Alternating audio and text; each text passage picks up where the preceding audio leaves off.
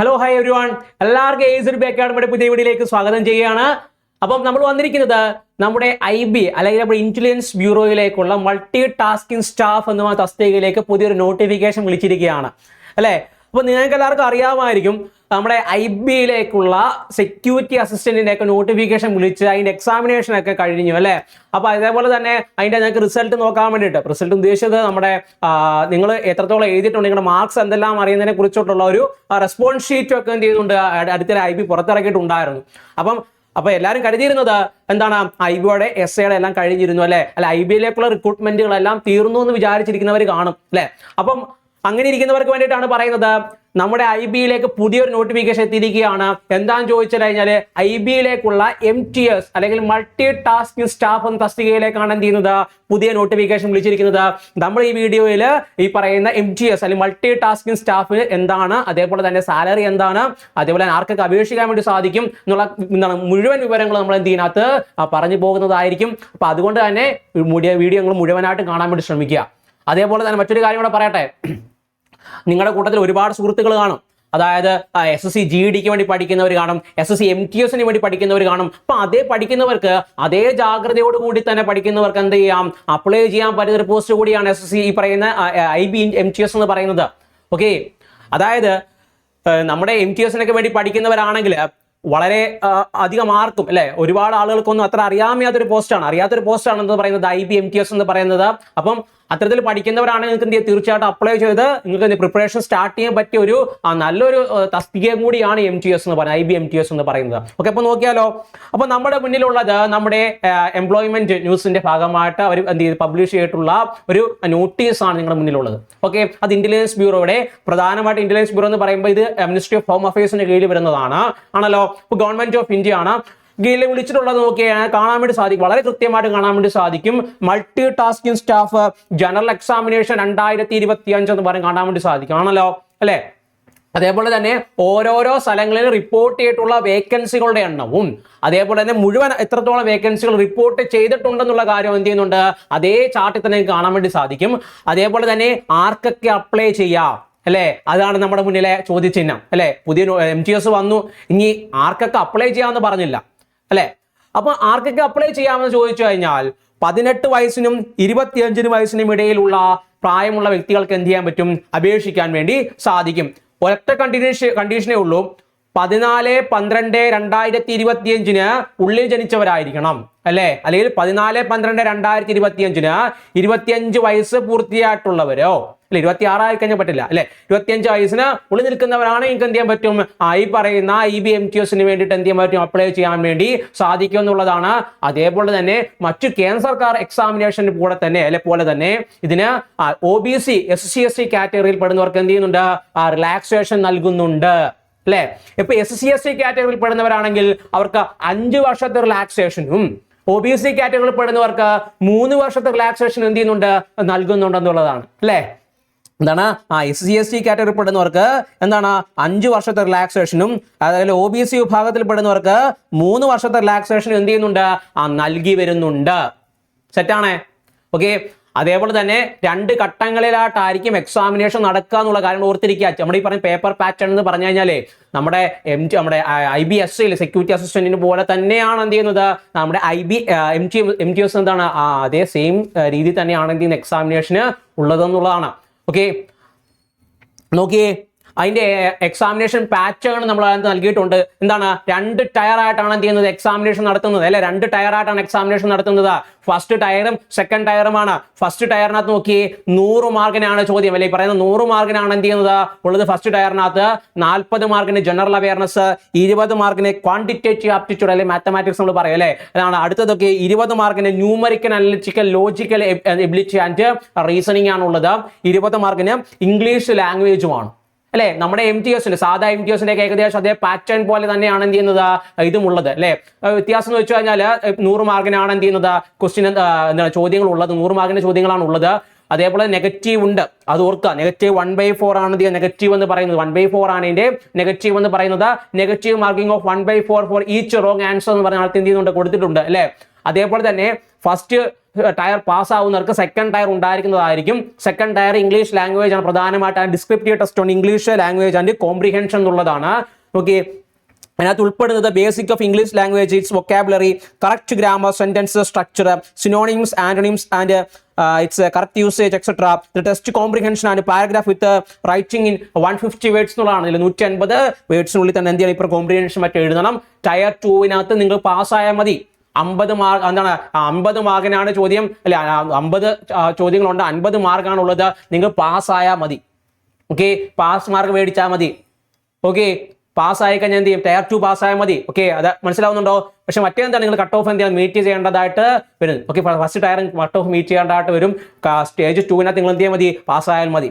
Okay, അത് നോക്കി അതിന്റെ പേ സ്കെയിലും മറ്റു കാര്യങ്ങളും അല്ലേ. അപ്പൊ അത് നമുക്ക് എന്ത് ചെയ്യാം, വളരെ പ്രധാനമായിട്ട് അറിയേണ്ട ഒന്നാണ്. അതിന്റെ പേ സ്കെയിൽ എങ്ങനെയാണെന്നുള്ളത് നോക്കിയേ. പേ സ്കെയിൽ പറഞ്ഞാൽ 16,000 മുതൽ 56,900 വരെയാണ് എന്ത് ചെയ്യുന്നത് പേ സ്കെയിലായിട്ട് നൽകിയിട്ടുള്ളത് അല്ലെ. 16,000 മുതൽ 56,900 വരെയാണ് എന്ത് ചെയ്യുന്നത് പേ സ്കെയിലായിട്ട് നൽകിയിട്ടുള്ളത്. Group C non gazetted post ആണിത്.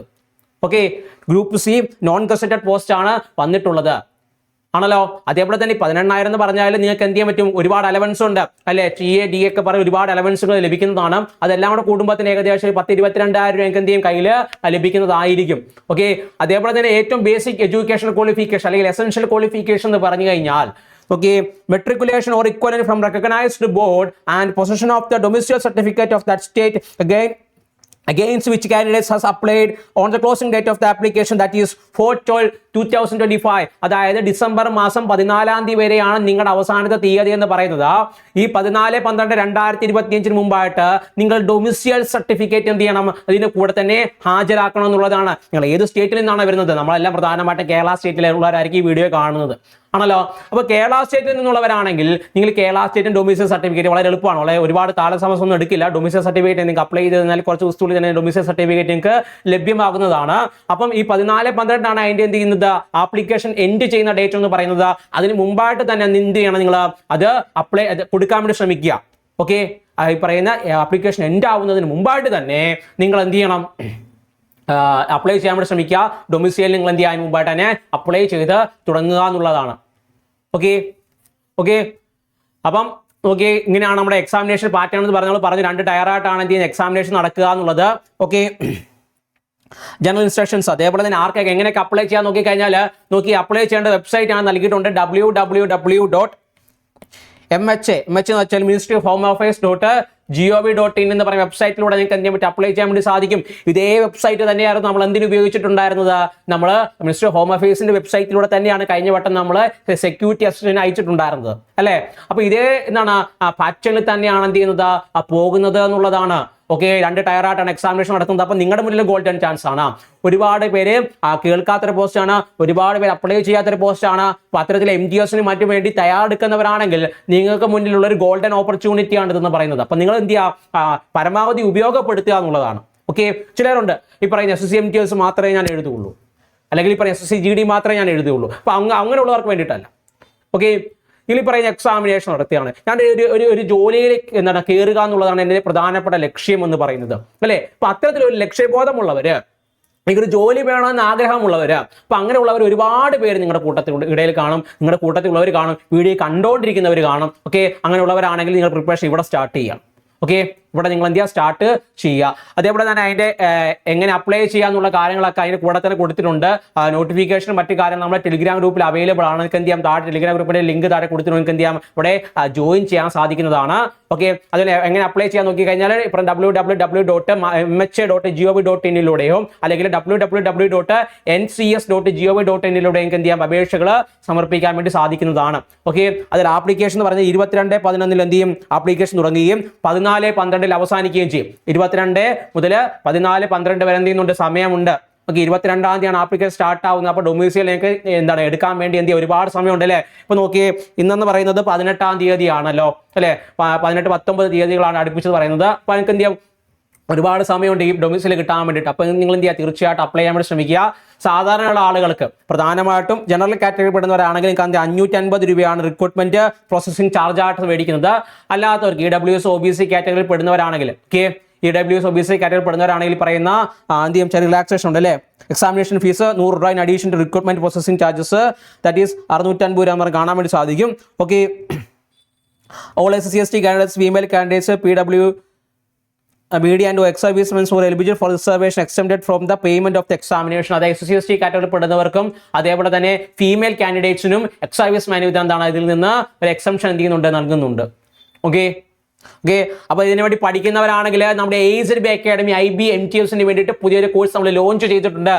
ഓക്കെ, അപ്പോൾ നിങ്ങൾക്ക് എന്ത് ചെയ്യാം, ഈ IB MTS പഠിക്കുന്നവരാണെങ്കിൽ ഇപ്പം തന്നെ പ്രിപ്പറേഷൻ സ്റ്റാർട്ട് ചെയ്യാവുന്നേ. നിങ്ങൾ ഇപ്പം തന്നെ പഠിച്ചു തുടങ്ങുന്നേ. ഓക്കെ, നിങ്ങൾ ഇപ്പം തന്നെ പഠിച്ചു തുടങ്ങുക. നമ്മൾ പ്രൊവൈഡ് ചെയ്യുന്ന ഫെസിലിറ്റീസ് നോക്കി എന്ത് ചെയ്യുക, daily study plan, live plus record ക്ലാസ്സുകളുണ്ട്, special current affair section provide ചെയ്യുന്നുണ്ട്, previous question practice sections, doubt clear sections provide ചെയ്യുന്നുണ്ട്, 1-to-1 mentorship, topic wise revision, motivation sections from the experts ആണ്. അപ്പോൾ നിങ്ങൾക്ക് എന്ത് ചെയ്യാം, ഒരു കംപ്ലീറ്റ് കവറേജ് ആണ്. അതായത് ബേസിൽ നിന്ന് തുടങ്ങുന്നവരായിക്കോട്ടെ, നിങ്ങൾ പഠിച്ചു തുടങ്ങുന്നവരായിക്കോട്ടെ, നിങ്ങൾക്ക് എന്ത് ചെയ്യാൻ പറ്റും, നിങ്ങൾക്ക് ബിൽഡ് ചെയ്ത് കൊണ്ടുവരാൻ പറ്റും. നിങ്ങൾക്ക് എന്ത് ചെയ്യും, നിങ്ങളെ തന്നെ ബിൽഡ് ചെയ്യാൻ കൊണ്ടുവരാൻ പറ്റുന്ന സ്ട്രാറ്റജി ആണ് നമ്മൾ മുന്നിലോട്ട് വെക്കുന്നത്. അപ്പോൾ എന്ത് ചെയ്യും, ആർക്ക് വേണമെങ്കിലും എനിക്ക് നമ്മുടെ കോഴ്സിലേക്ക് ജോയിൻ ചെയ്യാൻ സാധിക്കുന്നതാണ്.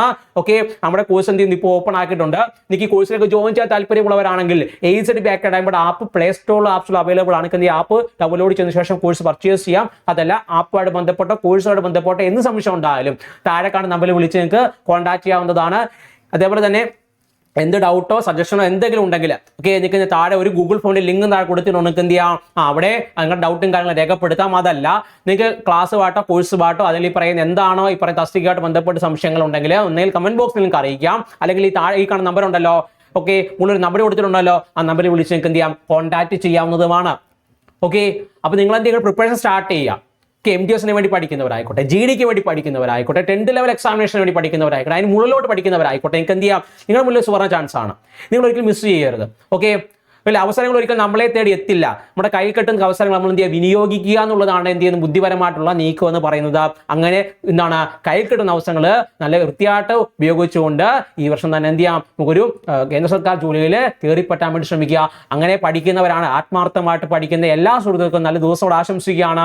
നല്ല രീതിയിൽ പഠിക്കുക, വിജയം നിങ്ങളുടെ കൂടെ തന്നെ ഉണ്ടാകും. ഓക്കെ.